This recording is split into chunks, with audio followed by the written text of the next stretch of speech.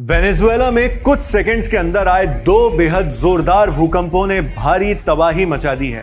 पहला भूकंप 7.2 मैग्नीट्यूड का था, लेकिन उसके सिर्फ 39 सेकंड बाद ही 7.5 मैग्नीट्यूड 7.5 मैग्नीट्यूड का दूसरा और उससे भी ज्यादा खतरनाक भूकंप आ गया। राजधानी कराकस सहित कई इलाकों में इमारतें गिर गई, लोग मलबे में फंस गए, एयरपोर्ट को बंद करना पड़ा और अब सबसे बड़ी चिंता यह है कि मरने वालों की संख्या बहुत ही बड़ी हो सकती है, बहुत ज्यादा हो सकती है। बीबीसी की रिपोर्ट के मुताबिक अमेरिकी संस्था यूएस जियोलॉजिकल सर्वे यानी यूएसजीएस ने आशंका जताई है कि इस भूकंप में भारी जनहानि हुई है। यूएसजीएस के शुरुआती आकलन के मुताबिक 44% संभावना है कि मौत का आंकड़ा 10,000 से भी ज्यादा हो सकता है। वहीं करीब 30% संभावना ऐसी भी जताई गई है कि दूसरे भूकंप के बाद मृतकों की संख्या 1 लाख के भी पार पहुंच जाए। हालांकि अभी तक ऑफिशियली किसी भी तरह का मौत का आंकड़ा जारी नहीं किया गया है, उसका डेटा नहीं दिया गया है। भूकंप के झटके राजधानी कराकस सहित पूरे वेनेजुएला में महसूस किए गए। इतना ही नहीं, पड़ोसी देश कोलंबिया की राजधानी बोगोटा तक धरती हिलती महसूस हुई। हालात को देखते हुए वेनेजुएला की एक्टिंग प्रेसिडेंट डेल्सी रोड्रिगेज ने पूरे देश में इमरजेंसी घोषित कर दी है। उन्होंने देश को संबोधित करते हुए लोगों से एकजुट रहने की अपील की। उन्होंने जान गंवाने वालों के परिवारों के प्रति संवेदना भी जताई, लेकिन मौत को लेकर कोई स्पष्ट डेटा नहीं बताया। साथ ही search, rescue and relief operations की मॉनिटरिंग के लिए एक जनरल को जिम्मेदारी सौंपी गई है। सरकार ने फिलहाल कई बड़े फैसले भी लिए हैं। पूरे देश में मेट्रो और ट्रेन सर्विसेज अगली सूचना तक बंद कर दी गई हैं। इस हफ्ते की बाकी सभी क्लासेस भी कैंसिल कर दी गई हैं। राजधानी कराकस के पास देश का सबसे बड़ा इंटरनेशनल एयरपोर्ट माइकेतिया इंटरनेशनल एयरपोर्ट भी बंद किया जा चुका है। भूकंप के दौरान एयरपोर्ट की छत के कुछ हिस्से गिर गए थे। सोशल मीडिया पर सामने आए वीडियोस में लोग एयरपोर्ट के अंदर से जान बचाकर भागते दिखाई दे रहे हैं। कई जगहों पर छत से धूल के बड़े बड़े गुबार उठते दिखे। इस बीच राहत और बचाव अभियान लगातार जारी है। रेस्क्यू टीम्स बहुमंजिला इमारतों के मलबे में फंसे लोगों को तलाश रही हैं। इंटीरियर मिनिस्टर ने लोगों से अपील की है कि फिलहाल अपने घरों से बाहर निकल जाएं और सेफ जगहों पर रहें।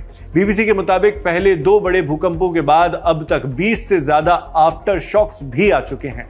सबसे ज्यादा असर देश के उत्तरी तटीय इलाकों ला ग्वाइरा, अरागुआ, काराबोबो और फाल्कोन राज्यों में देखा गया है।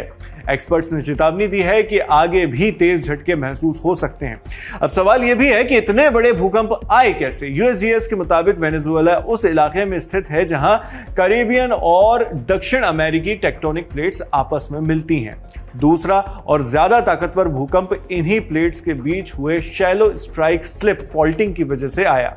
आसान भाषा में कहें तो धरती की 2 बड़ी प्लेटों में बीच में जो मौजूद दरारें हैं उनमें अचानक तेज हॉरिजॉन्टल मूवमेंट हुआ, यानी साइड आइड साइड से, और उसी से इतनी बड़ी ऊर्जा निकली कि लगातार 2 बड़े भूकंप आ गए। यूएसजीएस का कहना है कि ये दोनों भूकंप शायद एक जटिल कॉम्प्लेक्स जियोलॉजिकल प्रोसेस का हिस्सा थे, इसलिए आगे भी तेज आफ्टर शॉक्स आने की आशंका बनी हुई है।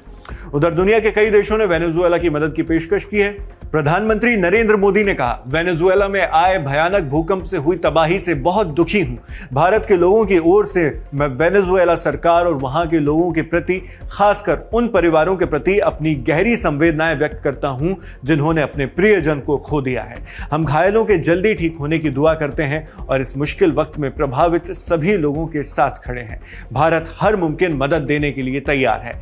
अमेरिकी राष्ट्रपति डोनाल्ड ट्रंप ने सोशल मीडिया पर लिखा कि शुरुआती रिपोर्ट अच्छी नहीं है और अमेरिका पूरी मदद के लिए तैयार है। उन्होंने कहा कि सभी सरकारी एजेंसीज को तुरंत तैयारी करने के निर्देश दे दिए गए हैं। अमेरिका ने सर्च एंड रेस्क्यू टीम्स के साथ मेडिकल और ह्यूमैनिटेरियन सप्लाईज भेजने का भी ऐलान किया है। अल सल्वाडोर के राष्ट्रपति नायब बुकेले ने कहा कि उनका देश 300 रेस्क्यू वर्कर्स और करीब 50 टन राहत सामग्री भेजने के लिए तैयार है। इक्वाडोर के राष्ट्रपति दानिएल नोबोआ आसिन ने भी तुरंत सहायता भेजने की घोषणा की है। ब्राजील के राष्ट्रपति लुइस इनासियो लुला दा सिल्वा ने कहा कि उनका देश वेनेजुएला की हर संभव मदद करेगा। वहीं मैक्सिको के विदेश मंत्रालय ने भी वेनेजुएला को हर तरह की सहायता देने की पेशकश की है। यह अर्थक्वेक स्थानीय समय लोकल टाइम के मुताबिक शाम 6:04 पर आया। लेकिन उस दिन वेनेजुएला में नेशनल हॉलिडे था, यानी सामान्य दिनों के मुकाबले कहीं ज्यादा लोग अपने घरों में मौजूद थे। यही वजह है कि नुकसान और जनहानि को लेकर चिंता और भी बढ़ गई है। फिलहाल search, relief and rescue operations जारी हैं। हजारों लोग अब भी अपने परिजन का इंतजार कर रहे हैं। वहीं पूरी दुनिया की नजर इस बात पर है कि जब मौत पर आधिकारिक जानकारी सामने आएगी तब इस तबाही की असली तस्वीर कितनी भयावह होगी। जो भी बड़े अपडेट्स होंगे वो हम आप तक इसी तरह पहुंचाते रहेंगे। मैं हूं शेख नावेद, देखते रहिए लल्लन टॉप।